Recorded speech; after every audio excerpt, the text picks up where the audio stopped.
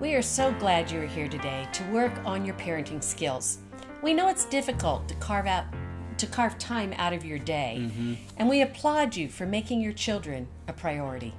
So let's look at some myths around our value today, integrity. Myth number 1, integrity only involves lying. Many people assume that is what integrity is all about. And the 9th commandment is all about not lying and is a very important part of being a person of integrity. But the truth is, pun totally intended, that integrity covers many areas of our life. It is an all-encompassing word that defines who you truly are as a person. Besides truth-telling, integrity includes honesty, commitment, and responsibility. It is about credibility, loyalty, and work ethic. All of these virtues, when we live them out, demonstrate to others that we have a strong moral uprightness. We have seen numerous people throughout history who we would say were people of integrity. Abraham Lincoln, Mother Teresa, Thomas Edison, Martin Luther King Jr., Madame Curie are just a few names that come to my mind. And then I'm sure you have names of people in your own life who have exemplified a life of integrity. Maybe a parent or a grandparent, an aunt or an uncle. Maybe a mentor or a pastor or a teacher who has been in your life. Being a person of integrity is one of the highest demonstrations of living like Jesus. They are going to be the ones who stand out and make a lasting difference in the lives of others. Myth number 2, integrity is only important in the big things. Now, we might not verbally state this, but so many times we live it this way. And we all must acknowledge that our actions reveal our values. Oftentimes we have stated values or perceived values, but we are talking today about training our children with actual values that we live out in our daily, everyday life. We would never think of hurting or harming someone. We wouldn't think of robbing a bank or lying on the witness stand. But how many of us would cheat on our own taxes or encourage our children to cover for us? Like if somebody came to the door and we didn't want to talk to them, what would we do if we didn't want to see them? Would we tell our kids, hey, go tell them I'm not home, while we hide somewhere in the back bedroom closet, making sure that they don't find out that we're there? What are we doing to our children? What does this do to our integrity in the eyes of our children? What about gossiping?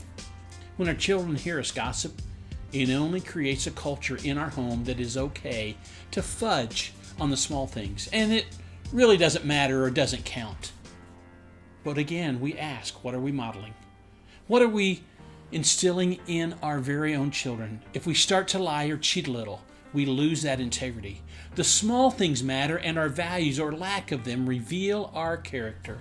Someone once said, character isn't determined in the midst of a crisis, it is revealed. Character is determined and established each and every day in each and every decision. It may sound corny, but it's so true.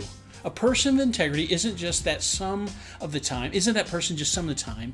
We can all act with integrity some of the time. But a person truly of integrity lives it out daily. And when we mess up, we confess it and attempt to do better.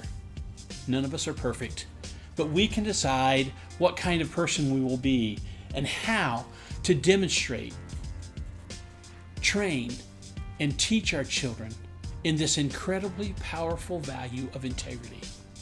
I love this quote by General Norman Schwarzkopf. In fact, I believe it's in our book. Leadership is a potent combination of strategy and character.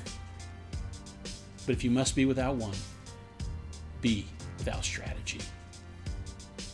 Myth number 3, integrity is the same as reputation.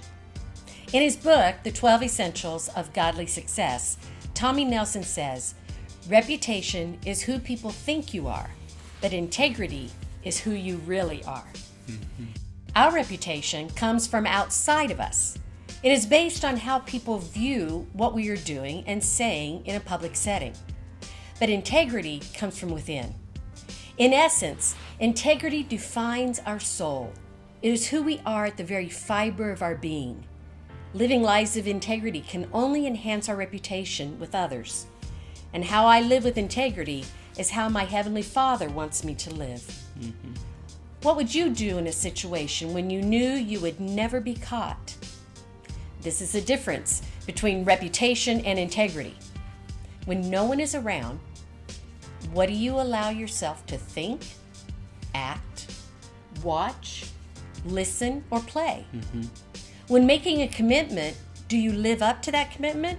Or are you okay to dismiss it and not honor what you said? When you agree and shake someone's hand for a deal, do you find loopholes to favor yourself or honor the agreement, even if it doesn't go in your favor? The actions of a person of integrity will be the same when others are watching as when they are alone, and will be a life that is lived honorably. Because really, we are to be living for an audience of one, our Heavenly Father. Mm-hmm. And He truly wants us to live a life of integrity. Let me tell you a story. Ruben Gonzalez was a professional racquetball player.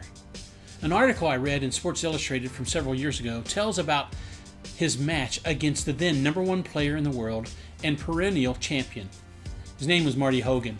But in the championship match, it was knotted at 2 games apiece, and it was the close of the 5th and deciding game.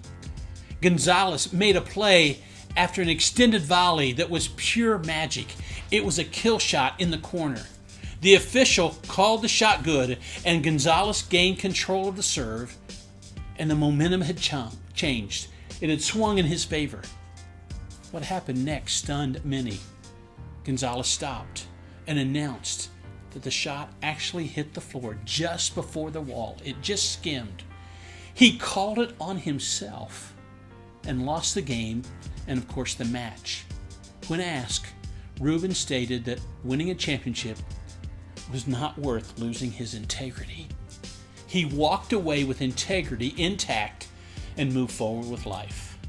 By the way, he gained a tremendous, incredible amount of respect from others, but that was not why he did it. Ruben Gonzalez stated that he valued and lived out a life of integrity, even when simply playing a game. In our book, Faith Legacy, we shine a light on King David as a man of integrity. I love this. Psalm 78:72 says about David's life after he had lived it, and David shepherded them with integrity. Did you catch that? Integrity of heart, and with skillful hands he led them. Let me ask us a question. Will we as parents model and shepherd our own children with integrity? The gift we give our children is a mirror. And this is the question. How's the mirror looking? If you and God can look at the mirror at the end of the day and are pleased with what you see, then we are convinced that's integrity.